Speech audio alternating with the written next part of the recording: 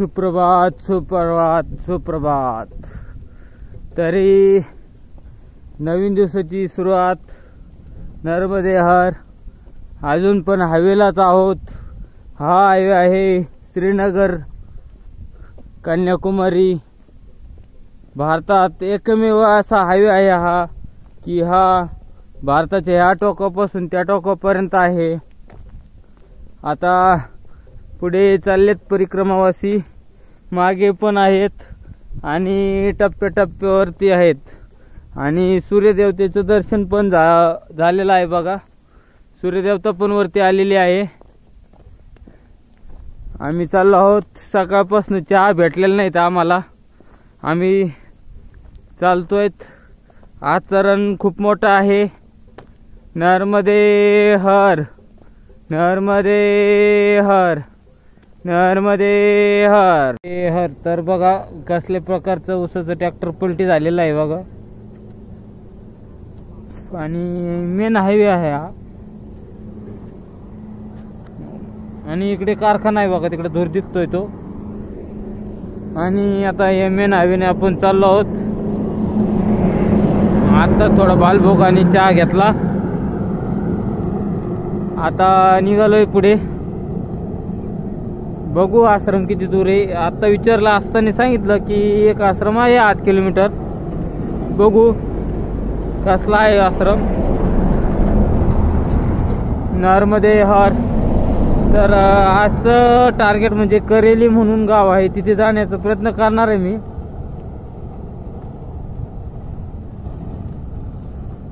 या रूटला लांब पर्यंत आश्रम आहेत, भरपूर लांब लांब.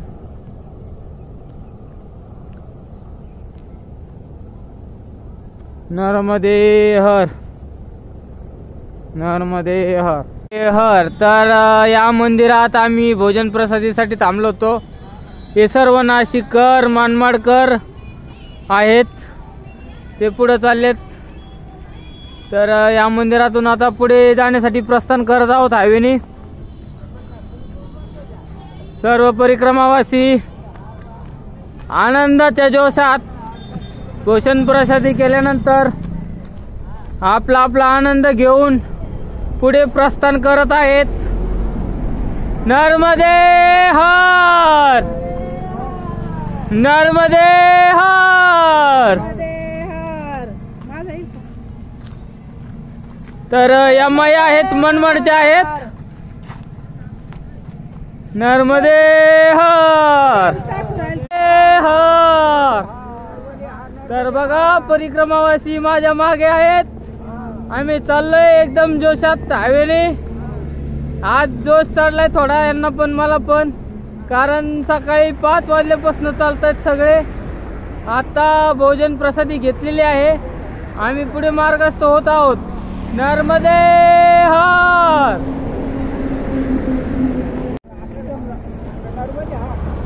नर्मदे हर, नर्मदे हर, नर्मदे हर.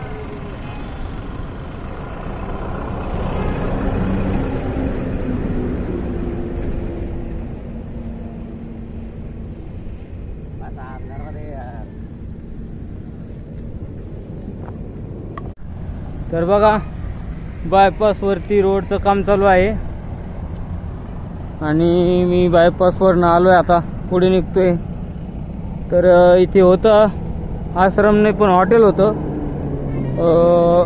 व्यवस्था आहे तिथे राहण्याची. त्या हॉटेलचा पत्ता भेटेलच, टाकणारच आहे मी हा व्हिडिओ संपल्यानंतर.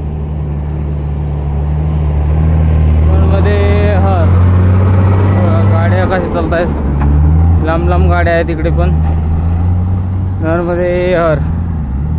तर बघा हायवेने चाललो आहे. हायवेने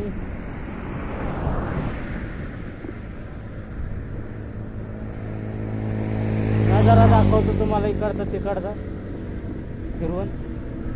हा श्रीनगर कन्याकुमारी हायवे आहे, श्रीनगर कन्याकुमारी हायवे. बघूया आश्रम आहे 5 ते 6 किलोमीटर वरती एक. बघूया रात्री विश्रामची सोय होते का तिथे. बघा असला नजारा आहे. ठिकठिकाणी गुळाचे कारखाने पण आहेत. पण इकडनं आलोत नरसिंगपूर मागे राहिले. आता नरसिंगपूर पासून आलो 2 ते 3 किलोमीटरवर नरमध्ये ताजा ऍक्सिडेंट झालेला आहे वाटतं इथे. बघूया काय झालंय तिथे, पुढे गेल्यावर कळेलच. मी चाललोय पुढे, लाईव्ह माझ्या डोळ्यासमोर झालंय. बघूया कोणाची चुकी होती ते पुढे गेल्यावर कळेलच. नरमध्ये हर बघतोय पुढे गेल्यावर.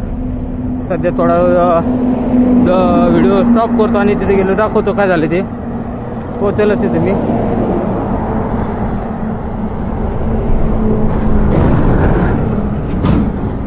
बघूया आता चुकी कोणाची तिथे.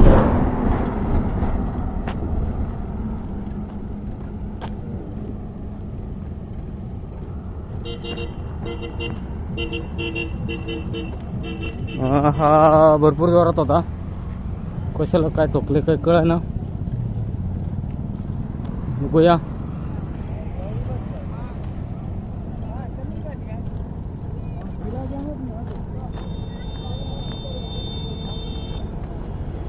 नरमध्ये देवानी काही झालेलं नव्हतं.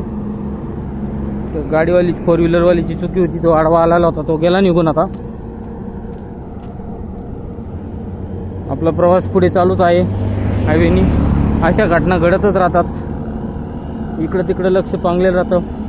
मोठ्या गाड्या जोरात असतात. तर माझं एकच सांगणं आहे परिक्रमावासियांना की हायवेने चालताना थोडं जपून चालावं, आपली साईड धरून चालावं. थोडं खालून चाललं तरी काय अडचण नाही. नरमध्ये हर तर पुढं आल्यानंतर बघा असं अतिशय सुंदर असं गव्हाचं शेत असलेलं दृश्य बघायला भेटतंय. गाड्या भरपूर येत आहेत. एकदम अशा चिकटून गाड्या चालत आहेत बघा. नरमध्ये हर. आता आश्रम पण जवळ आलेला आहे. 1 किलोमीटर जायचंय फक्त आश्रमात जायला. नरमध्ये हर तर हा बघा विठ्ठल आश्रम आहे. मी आता इथेच आसन लावणार आहे. नरमध्ये हर.